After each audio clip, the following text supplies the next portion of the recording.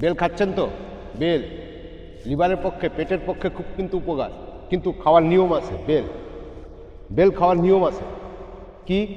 পাকা বেল খাচ্ছেন, সেটাকে অন্তত আরেকবার সেদ্ধ করে খান কিংবা পুড়িয়ে খান, তাহলে কিন্তু বিশাল উপকারী জিনিস বেল। আর বেল কত বড় দেখেছেন দুনিয়ায়, আমি কিন্তু এত বড় বেল কোনোদিন দেখিনি।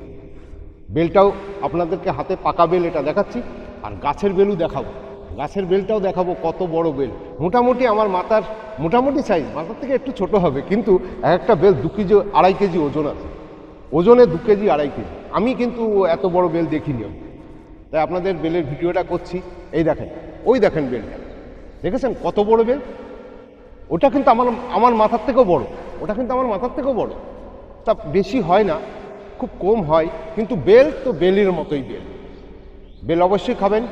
লিভারের পক্ষে কিন্তু, পেটের পক্ষে কিন্তু, যাদের পেটের গন্ডগোল আছে তাদের কিন্তু পেট একদম সঠিক হয়ে যাবে।